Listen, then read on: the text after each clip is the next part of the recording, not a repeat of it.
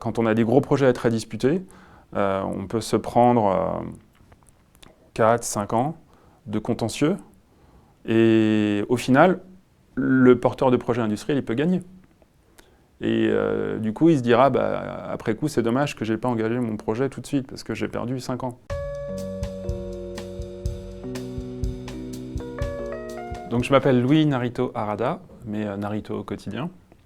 Je suis avocat en droit de l'environnement et en droit de l'énergie. Enfin, c'est mes spécialités. Je suis certifié spécialiste en droit de l'environnement. Et donc je travaille depuis 16 ans dans ce domaine-là. J'ai fait différents cabinets de différents types, du cabinet qui défend les ONG environnement jusqu'au cabinet d'affaires international. Dernièrement, j'étais chez Evershed Sutherland pendant 6 ans. C'est un cabinet d'affaires international d'origine anglaise. J'étais associé là-bas pendant 4 ans. Et j'ai fondé mon propre cabinet il y a 1 an, qui s'appelle HK Legal. Et je fais toujours la même chose, c'est-à-dire du droit de l'environnement, pas mal d'environnement industriel pour les industriels, et du droit des énergies renouvelables plutôt pour les développeurs et les investisseurs dans ce domaine. Mon associé François Kerjean, lui fait plus du droit public des affaires. Donc on est tous les deux publicistes, mais lui il se spécialise plus dans les contrats publics.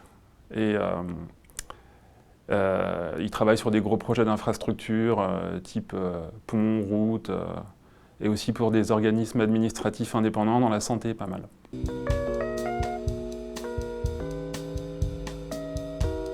Alors il y a de très très nombreux projets qui sont soumis à autorisation environnementale. D'abord, il faut savoir de quoi on parle. Autorisation environnementale, en fait, c'est une sorte de guichet unique qui existe depuis 2017, qui rassemble différentes autorisations. Donc les plus importantes, c'est les autorisations ICPE, installations classées pour la protection de l'environnement. C'est tout ce qui est environnement industriel et puis grosse exploitation agricole. Et le deuxième gros domaine, c'est ce qu'on appelle les IOTA, les installations, ouvrages, travaux et activités dans le domaine de l'eau. Donc typiquement, quand on fait des travaux dans un cours d'eau, quand on fait des prélèvements, on est soumis à une autorisation IOTA, au titre de la loi sur l'eau. Donc, en gros, il existe une nomenclature qui dit, par exemple, si vous avez 400 têtes de bétail, oui, on tombe dans le champ, par exemple, de l'autorisation ICPE. Ou si vous avez un parc avec plus de 3 éoliennes d'une certaine taille, vous tombez également dans le champ d'application des installations classées. Et donc tous les projets industriels d'une certaine taille sont soumis à autorisation environnementale.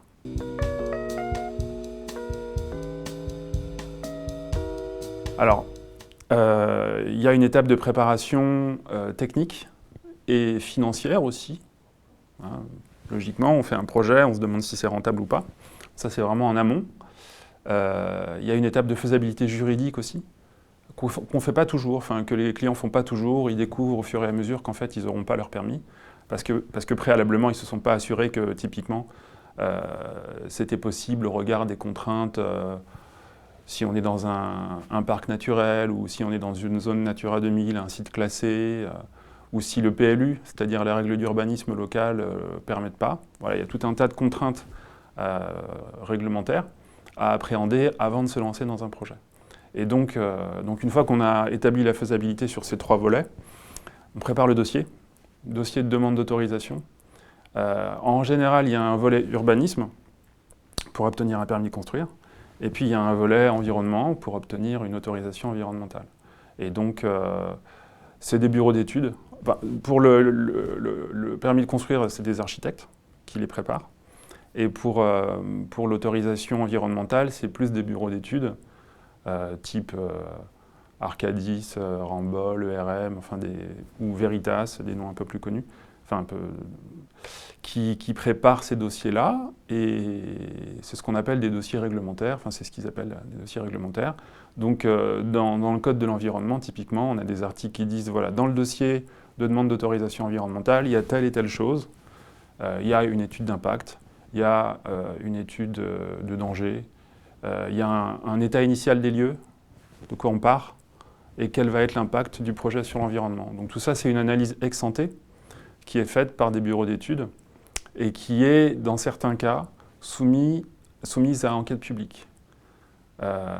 Donc, enquête publique, c'est, vous avez déjà vu des petites annonces administratives en ville. Donc c'est un moment de concertation avec le public. Le public est invité à consulter le dossier, donc le dossier d'étude d'impact, et à donner son avis sur la question. Et il y a un commissaire enquêteur, qui est une personne indépendante, expert des fois de la matière ou pas, retraité ou pas, qui accompagne le public, qui pose des questions, qui explique comment ça se passe, et le public donc peut prendre connaissance des 600 pages de l'étude d'impact, avec un résumé technique quand même, parce que souvent c'est des sujets hyper techniques et compliqués, pour donner son avis. Voilà. Et à la fin, le commissaire enquêteur fait une synthèse et donne un avis indépendant. Il est pour, il est contre, ou avec des réserves. Et ça, c'est un moment important de la demande d'autorisation. Ça reste un avis consultatif. Et de la même façon, l'avis, l'opinion des gens dans les registres d'enquête publique sont également purement consultatifs. Donc des fois, en fait, c'est pas vraiment suivi. En bout de course, après, il y a d'autres organismes qui sont consultés, la mairie, bien sûr, pour des sujets, par exemple, de parcs éoliens, Enedis, ou RTE pour les gros, la voirie, les pompiers, l'armée.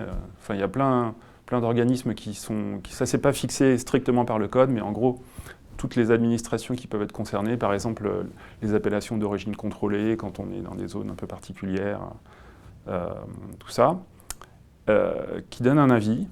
Également, par exemple, potentiellement l'ABF, l'architecte des bâtiments de France. Et au bout de, en gros, à peu près 1 an d'instruction, donc incluant cette période d'enquête publique, l'instruction, la complétude du dossier, tout ça, à peu près 1 an, le préfet de département délivre l'autorisation environnementale. Après quoi, champagne, et puis s'ouvre une petite période de purge des recours, puisque l'autorisation environnementale est affichée sur le site du projet et en préfecture. Non, d'ailleurs, c'est le PC qui est affiché sur le site obligatoirement. L'autorisation environnementale, elle est affichée sur le site de la préfecture. Et il y a un délai de 4 mois pour les tiers pour déposer un recours, pour attaquer l'autorisation environnementale. C'est 2 mois pour le PC, 4 mois pour l'autorisation environnementale. Et donc, ils peuvent saisir s'ils ont des raisons, ou même des mauvaises. Mais ils doivent avoir un intérêt à agir, c'est-à-dire qu'ils doivent être personnellement affectés par l'autorisation, typiquement c'est des voisins, ou des associations de protection de l'environnement. Ils peuvent saisir le tribunal administratif pour demander l'annulation de l'autorisation environnementale, pour tel et tel motif, parce que c'est polluant, parce que ça va porter atteinte à la biodiversité, à des zones humides, enfin il y a plein de... Parce qu'il y a des vices de procédure aussi, un vice dans l'enquête publique par exemple. Voilà, il y a plein d'arguments qui peuvent être développés. Et bon, ça dépend des projets. Pour les éoliennes, typiquement, il y a énormément de recours, à peu près 70%. Pour des projets industriels de petite taille, qui sont déjà des extensions, par exemple, il n'y a pas vraiment de sensibilité au contentieux. Mais pour d'autres, on en entend parler, hein, bien sûr. Des gros projets industriels type incinérateur, type center parks, type retenue pour des agriculteurs. Enfin, il y a beaucoup de projets qui sont contestés devant les tribunaux. Et voilà, ça fait partie de notre vie démocratique, parce que c'est vrai que des fois, il y a des décisions, des autorisations qui sont délivrées, qui ne sont pas légales, et d'autres qui le sont. Voilà. Et c'est le juge administratif qui va dire si c'est légal ou non.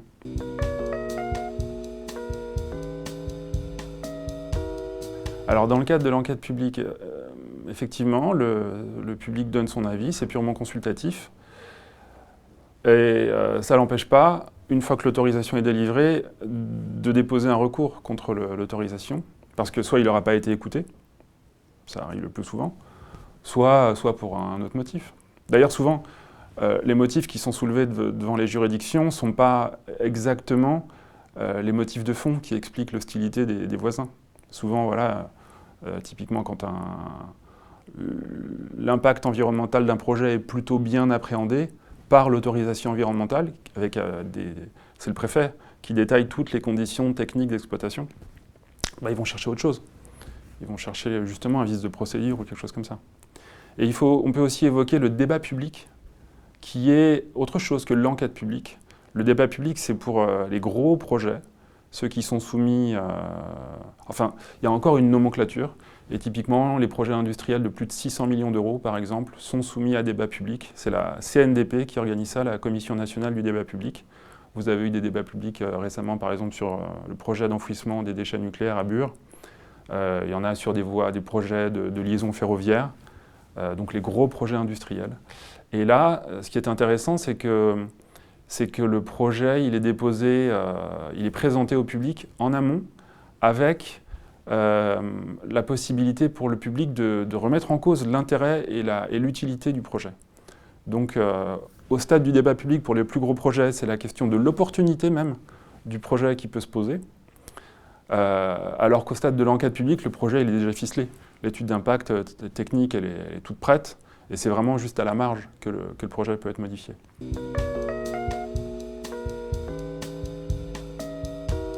Le rôle de l'avocat dans les projets industriels, dans les gros projets d'aménagement, il est important, mais il est peut-être secondaire dans le sens où le rôle principal est quand même joué par les bureaux techniques, les bureaux d'études, parce que c'est un travail d'ingénieur, hein, souvent.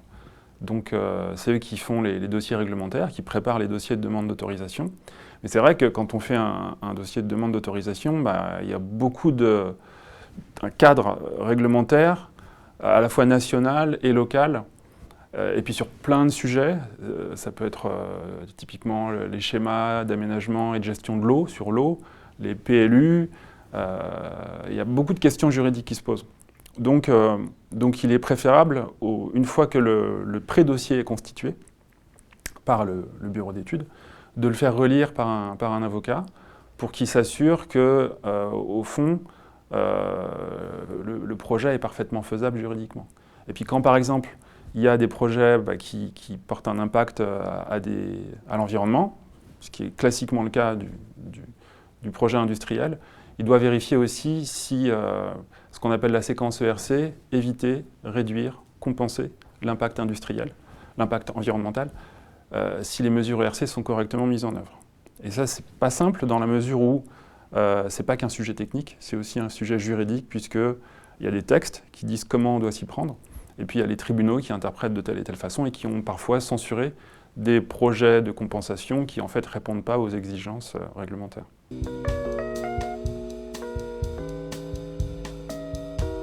Le juge administratif a un rôle important en matière d'environnement, puisque le juge administratif, classiquement, il vérifie sur saisine des citoyens la légalité des autorisations qui sont délivrées par l'administration. Donc, dans les autorisations, il y a les autorisations environnementales, et donc c'est lui qui est saisi par les citoyens qui veulent attaquer les actes administratifs en matière d'environnement. Et l'évolution, c'est un sujet qui est assez technique, hein, comme vous l'avez compris, l'environnement. Donc les juges, ils ne sont pas spécialisés dans l'environnement. Et donc il y a pas mal de... ils découvrent hein, souvent. Et donc il faut expliquer par exemple que l'incinération, c'est polluant, parce que dioxine, etc. Il faut expliquer les conséquences de la dioxine sur la santé. Évidemment, c'est un sujet polémique que je prends volontairement. Il y a, depuis quelques années, il y a eu des efforts, justement, typiquement sur la filtration des fumées d'incinération qui a été faite, donc moins de pollution a priori. Mais enfin voilà, c'est classiquement le genre de sujet un peu complexe qu'il faut expliquer aux juges. Et quand ils rentrent dedans, on peut avoir des jugements intéressants qui montrent que vraiment, il s'est intéressé à la question. Et ce qui est pas mal aussi dans la justice administrative, c'est qu'il y a ce qu'on appelle un rapporteur public, qui n'est pas un magistrat, mais qui est un juriste indépendant, qui ne participe pas à la décision, mais qui donne son avis au regard du droit, de la jurisprudence, un avis indépendant, qui est la plupart du temps suivi par la formation de jugement, mais ce n'est pas lui donc, qui va rédiger derrière, c'est juste consultatif. Et pendant l'audience devant le juge administratif, c'est d'abord lui qui va donner son avis personnel. Il lit ses conclusions. Et il conclut soit en rejetant la demande, soit en faisant droit à la demande, c'est-à-dire typiquement en proposant l'annulation de la décision attaquée. Et derrière, les avocats, ils répondent un peu au tac, en relevant les arguments. Typiquement, si le rapporteur public propose de rejeter leur demande, l'avocat il va devoir bien comprendre pourquoi il propose de rejeter, et puis réagir et trouver des bonnes idées intelligentes pour dire non, le rapporteur public a tort pour telle et telle raison. Alors c'est une procédure écrite, c'est-à-dire qu'un avocat pourrait parfaitement déjà ne pas venir à l'audience, ou alors venir et puis dire je me rapporte à mes écritures, tout en écoutant le rapporteur public, parce que souvent il a des choses intéressantes à dire. Mais voilà, du coup, le fait d'avoir le rapporteur public qui donne son avis au début de l'audience, ça améliore l'oralité et l'intérêt des procédures administratives contentieuses.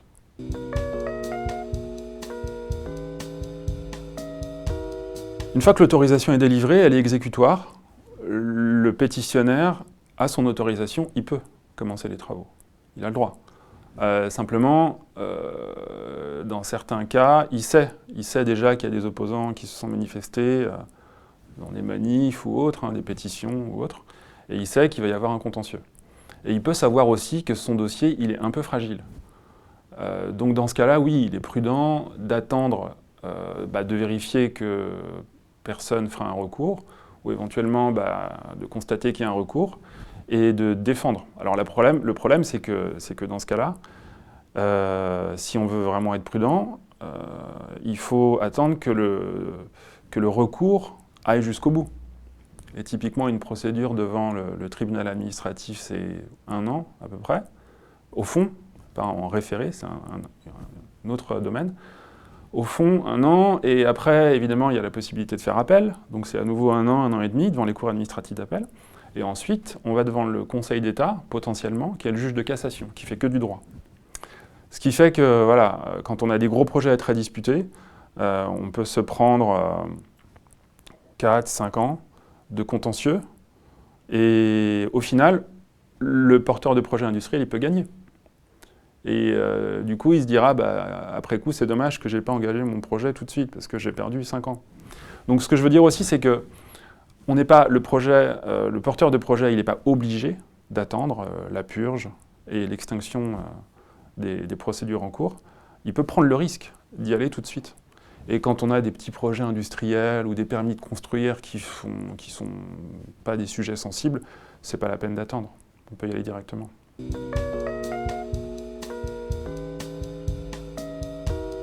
Alors la régularisation des autorisations environnementales, c'est un sujet assez technique. Je suis en train d'écrire un article là-dessus. Donc l'idée, c'est on a une autorisation et il y a un contentieux administratif. Et le juge dit, oui, c'est vrai, par exemple, le pétitionnaire n'a pas fait état de ses capacités techniques et financières pour pouvoir gérer le projet. Ça fait partie des exigences dans le code.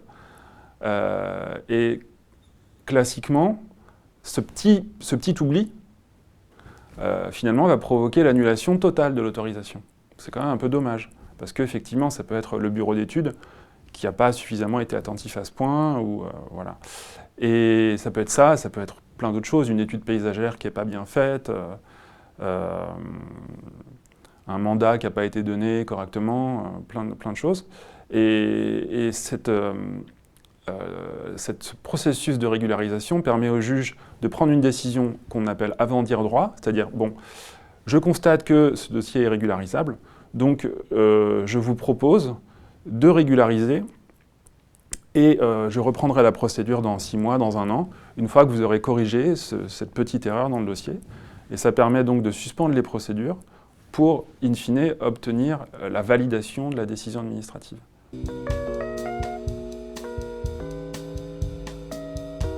Ouais, c'est une bonne question, parce qu'effectivement, quand on parle d'un sujet qui est vraiment intrinsèque au projet, typiquement la localisation, il y a des choses qui ne sont pas régularisables. Si la localisation, il se trouve que c'est au milieu d'une zone Natura 2000 hypersensible. Non, le projet, il ne peut pas être autorisé. Donc ça, c'est pas régularisable. Il y a des choses qui sont régularisables, d'autres pas.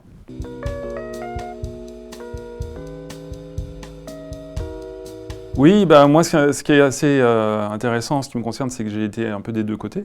J'ai commencé, j'étais avocat de Greenpeace, du WWF, de FNE sur des gros projets, enfin, contre des gros projets industriels. J'ai attaqué des centrales nucléaires, des incinérateurs, des dossiers comme l'Erika, tout ça.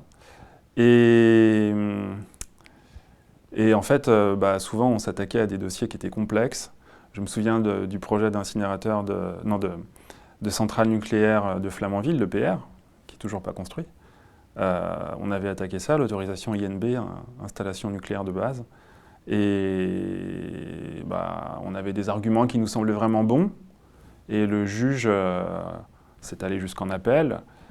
La Cour administrative d'appel de Nantes nous a dit non, le dossier est régulier. On avait soulevé un argument comme quoi, par exemple, il y avait des travaux sur le rivage et que donc il y avait une enquête publique qui était exigée dans ce contexte-là.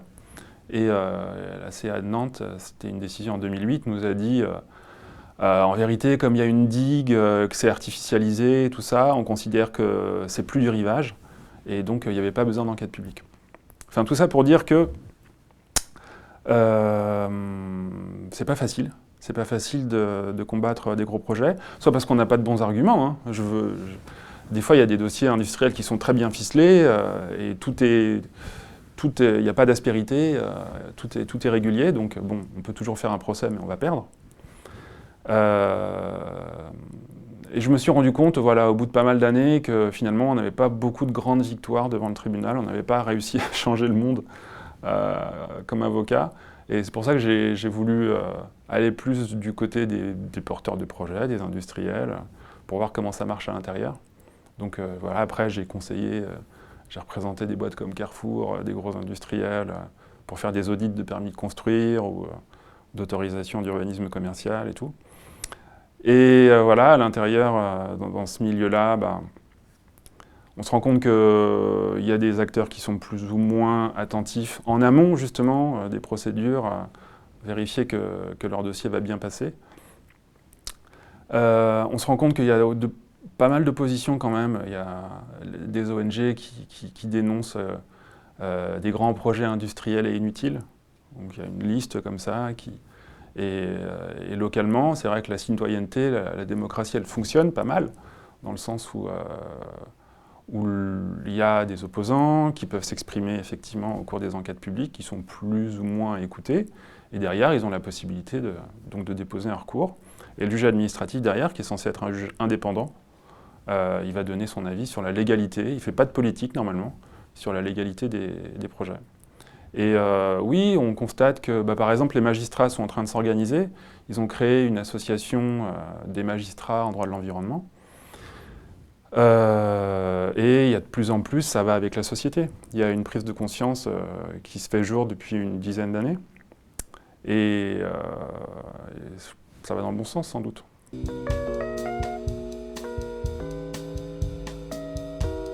Peut-être de rappeler que c'est effectivement le droit, c'est pas que pour les spécialistes, que chaque citoyen a le droit de saisir les tribunaux pour faire valoir ses droits, pour demander soit l'annulation d'une décision administrative, soit une indemnisation, quand une décision administrative, une activité lui a fait subir des préjudices.